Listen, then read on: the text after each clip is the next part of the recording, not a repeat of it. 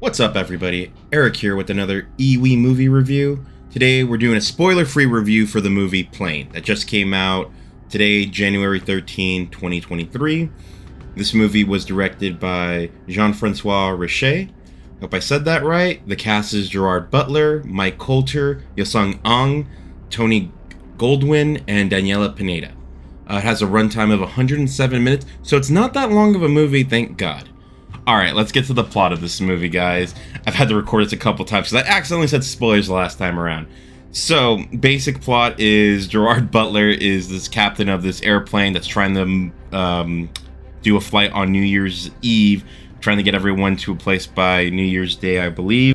And what's going on is that Butler then, right before takeoff, he finds out that a new passenger is being added to this plane. It already doesn't have that many passengers, only like 14 that are going to go on it. But a passenger is being added that's being a person being extradited from Singapore back to the US. So he gets added on along with the cop that's gonna accompany him as well.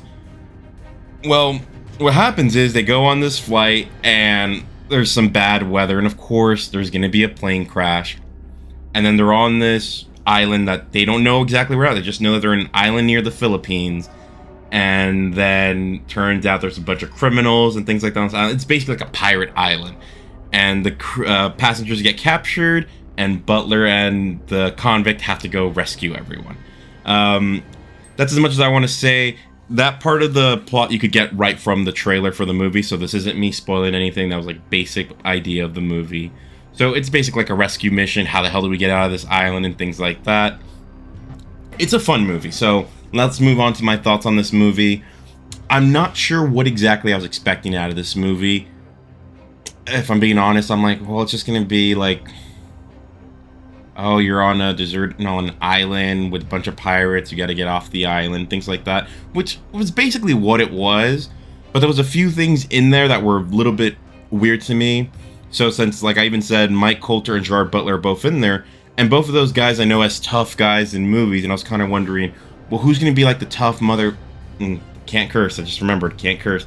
I said the word mother. All right. Which they were both tough guys. Who's going to be the one that actually takes control in this movie as like the badass? And it actually turned out not to be Butler, which was pretty cool to watch. Someone else getting that, like, oh, who's the hero type thing. It might be because Butler's a little bit older. He does do some action stuff. Don't get me wrong. But he wasn't like, usually like his portrayal is like he's the ultimate badass. That wasn't him in this movie. But I like the range he did have in it, where it did get a little bit corny, but cause he's like, they're my passengers and stuff like that. It's like, all right, dude, we get it. You're the captain. Fine, whatever.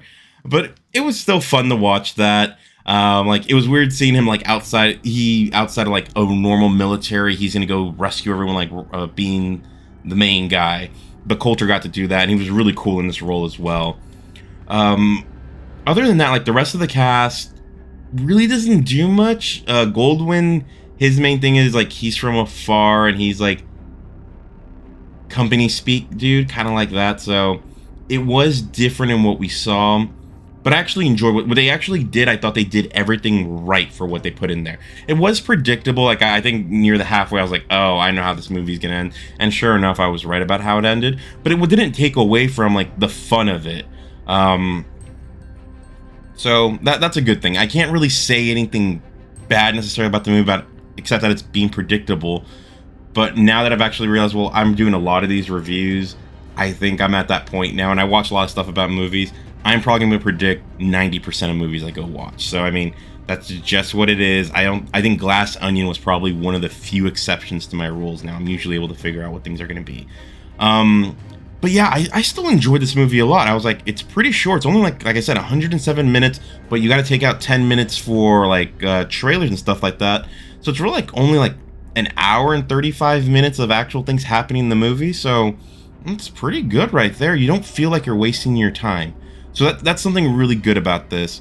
Let's see.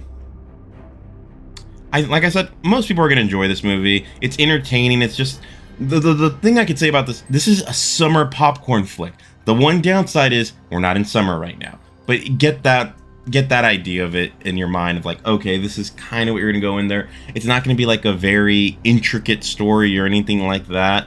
I think the majority of people are going to enjoy this. So when it comes now to my score, this movie is not bad, but it's not great. So it's in between okay and good. Unfortunately, I don't give 6.5s, so I had to make a decision. Do I think it's a good or do I think it's okay? And based on how I feel, and I just finished watching this movie a little bit over an hour ago, so I might be a little bit high on it right now, but I'm going to give it a 7. I'm going to give it the benefit and say, like, you know what, I think they did everything good in it. I do want to watch it again, so that's another good thing about it. So I'm going to give it a 7 out of 10 as my final score for it. I definitely recommend you go watch this. For its length, it's really like I said with the Megan review. If a movie's shorter, that means you can go in, watch it. They don't really put too much filler in it, so they're kind of getting to the point of what the movie is, which I actually enjoyed. There's a few parts at the beginning where, like, yeah, it does feel like filler because they got to set up these characters, but it's not done in any bad way. You kind of get the understanding of what they're trying to do. It is rated R, so although I'm recommending it, don't take your little ones if you have any. This is not the movie for them. Get a babysitter. But yeah, this is a fun movie, good action.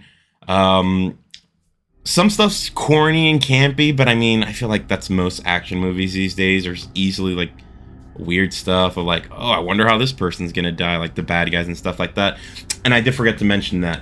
That's probably one of the knocks I'll give this movie.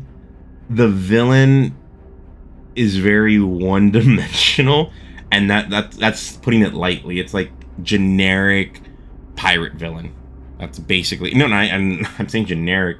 I'm like, yeah, like super generic. Like there's nothing about the villain that you're like, oh, what's was there anything interesting about the villain? Like, no, it's just a generic villain. Doesn't really do much. That's probably one of the downsides of this movie. The villain is whatever. I was just wondering how the villain was gonna die, and I guess they did it an interesting way. You can be the judge of that. Other than that, yeah, I think most people will enjoy this.